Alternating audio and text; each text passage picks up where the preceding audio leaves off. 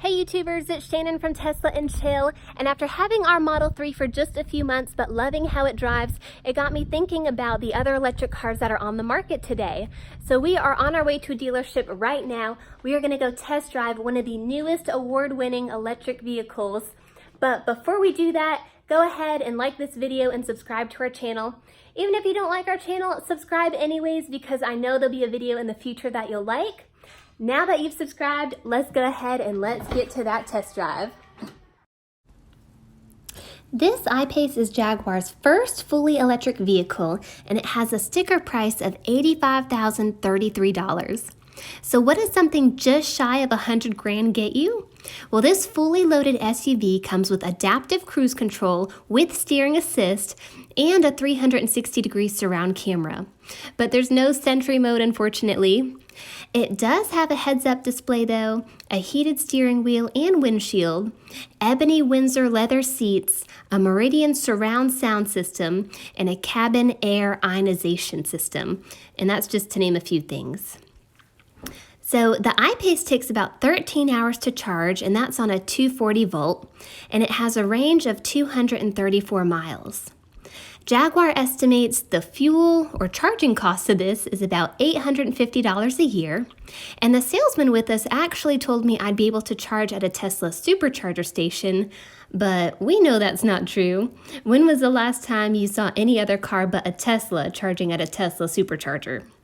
And that's actually rather unfortunate the salesman gave me the wrong information, because that could really influence my decision as a customer if I were uninformed.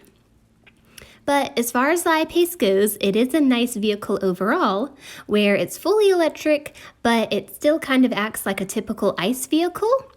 And it's very different from the streamlined, minimalistic Tesla look.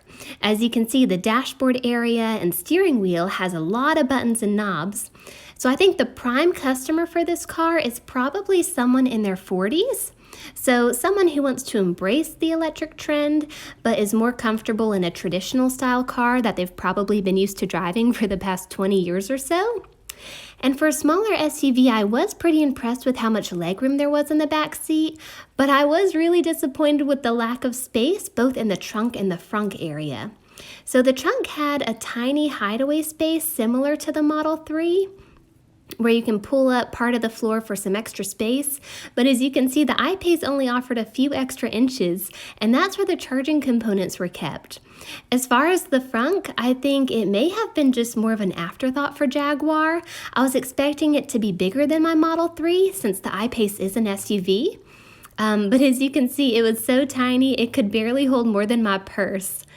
And just to show you here, this is the Model 3, and it's large enough where we can even change our son's diaper, and he's 10 months old, so he's pretty long. I was pretty excited to actually drive the I-PACE, but then I was rather let down by it. Since the I-PACE has two regenerative brake modes to choose from, both high and low, I think I must have been in the low mode because I found myself having to use the brake pedal a lot, so I really missed kind of the one pedal driving. And then when I wanted to see how quickly it could accelerate on the highway, I smashed the pedal down, but it went surprisingly slow and took a few seconds for the I-PACE to catch up. So I just drove the Jaguar I-PACE yesterday, and I just wanted to recap on kind of a few of my thoughts that I've had about it. Overall, I think it was a pretty nice car. It's kind of what I would expect for an electric car to be in 2019 nowadays. Coming from a Tesla, I think my standards are pretty high though. If I think about the sales part of it, it was kind of your typical salesman experience. The guy came out and he kind of gave us all the information he knew about the car. He kind of gave us like the standard spiel about all the awards that it's won. I think it's maybe one of like the most green cars of this year, and it won the all-around car award at another car show. All these awards that he was kind of tooting about the car, it's impressive, but at the same time, even though it won Car of the Year, I think he neglected to mention the fact that Tesla wasn't even in the running for that award because it wasn't selling in all of the continents. So because of that factor, that one little part he omitted, I think if Tesla was in the running, they might have won. So even though we drove the I-PACE and we are really glad we had that experience, we are definitely not going to be in the market for one. We are very happy with our Tesla, but stay tuned for a future video because we have something really funny that happened to us while we were at the Jag dealership.